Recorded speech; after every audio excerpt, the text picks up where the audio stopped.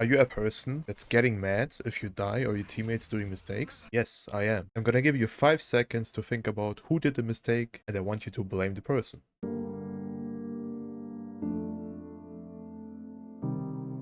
If you blamed anybody in the last 5 seconds, you are doing something wrong and you definitely need to change that. Don't ask me about the head. I don't know where it is. When it comes down to the mind games, Dota is one of the hardest games on the entire market. Wrong scene, I'm sorry. You can stomp the entire game and you might actually still lose the game. Sometimes you are just feeding the entire game and you might actually win. And this is normal. Mistakes happen in Dota too. When it comes down to Dota, it doesn't really matter.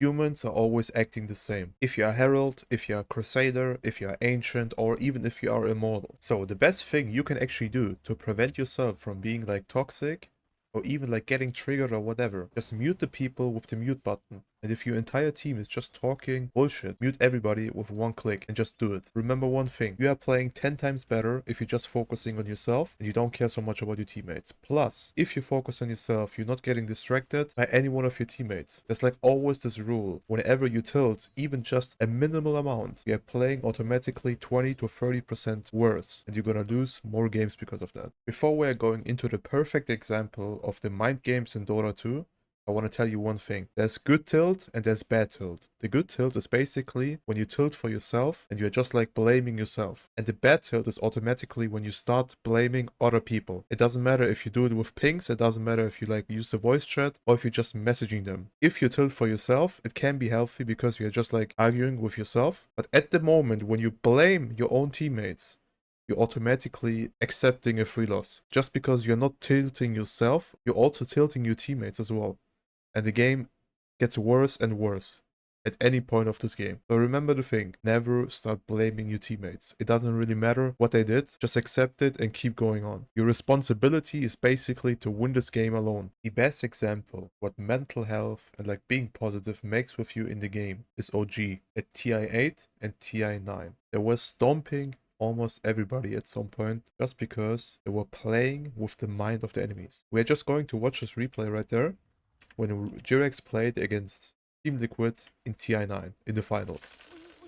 Just the fact, with these two tips and the voice lines, it's already pressuring Weha, for example. Maybe it doesn't make something with him that he realizes. Whenever somebody's like tipping you, for example, or like voice lining you, it makes something with you in your head automatically. It doesn't matter if it affects you or not. You will automatically play, even if it's just 1%, but you will play different. And just because of these small things, OG were actually, in my opinion, very, very dominant at the TIs they were winning and actually stomping at TI9. We're just going to watch like what Jurek does and how he's actually playing. And I'm gonna show you he's actually playing with the mind of the enemies. And he does this every single game. Just these tips between even the team players themselves. Like Seb is tipping no tail and you never know why.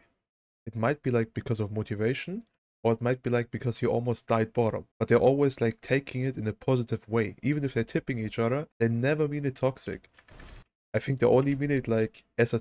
Even against the enemies, they mean it like in a fun way. But they also understand if they do this, the enemies are playing worse because they're getting pressured and they feel pressured. So I want you to think about this as well. Whenever you pressure your enemies, even in the game, it doesn't need to be with like a voice lines or something.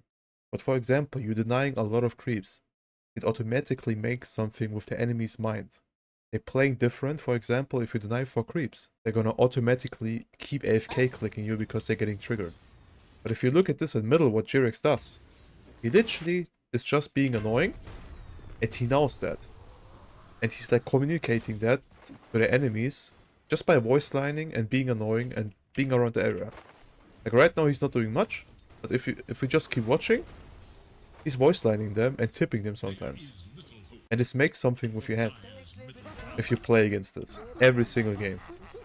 And even just the tips on the lane motivates them to keep playing and keep being motivated in PMA. And whenever you can implement this in your own games, you will have so much more success because PMA and like being healthy with your mental health and like attitude is gonna win you so many games. If you tilt, you're automatically signing the contract that you want to lose more games than you're winning. So think about this and stop being triggered or mad. If your life is not going well, stop playing Dota. And if you feel very good, try to mute everybody if you like can't handle it and just enjoy the game. Stop thinking about the bad things that happen in Dota. Just think like, yo, I love this game, I want to enjoy it, and I want to keep playing it. I don't care how many humans are there that like spreading negative stuff. Just enjoy it and keep playing. Whenever something bad happens, usually people or humans are thinking only about the negative stuff and never about the positive. And whenever like something negative is happening, they're thinking about this 10 times more than about the positive stuff. And I want you to think about the positive stuff more.